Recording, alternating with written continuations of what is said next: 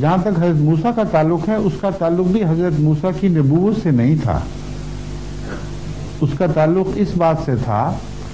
کہ فرعون مصر جو حضرت موسیٰ کے زمانے میں حاکم تھے، ان کی ہکسوس کے ساتھ جو پہلے 200 سال یا 300 سال فرعونوں کو نکال کر مصر کے حاکم بنے تھے، ان سے ان کی بڑی دشمنیاں تھیں، اور اس زمانے میں بنی اسرائیل کو بہت بڑی طاقت نصیب ہو گئی تھی، کیونکہ حضرت یوسف علیہ السلام کی رویا کے نتیجے میں آپ کو عزت ملی اور بنی اسرائیل دور دور سے ہجرت کر کے مصر میں پناہ گزین ہونے لگے۔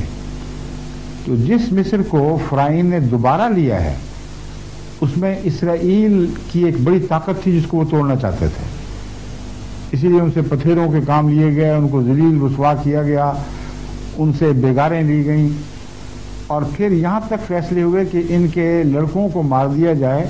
اور عورتوں کو زندہ رکھا جائے۔ یہ مراد نہیں تھی کہ مردوں کو مار دیا جائے، سب کو ایک سزا کا طریق تھا کہ تمہاری آئندہ نسلیں بیکار اور کمزور ہو جائیں۔ اس موقع پر حضرت موسیٰ کا تو وہم و گمان بھی کسی کو نہیں تھا کہ آپ نے بڑے ہو کے نبی بننا ہے۔ حضرت موسیٰ کی ماں کو وحی ہوئی تھی،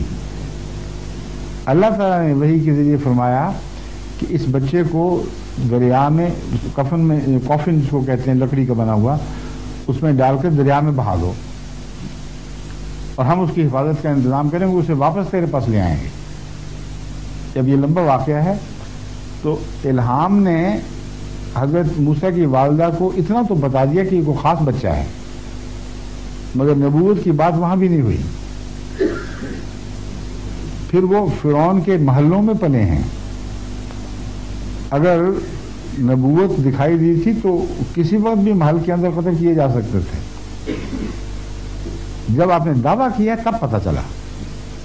اسی طرح حضرت عیسیٰ علیہ السلام نے جب تک نبوت کا دعویٰ نہیں فرمایا، اس وقت تک قوم ان کی مخالف نہیں ہوئی۔ کیا شدہ حقیقت ہے، سمجھ گیا؟ شکریہ۔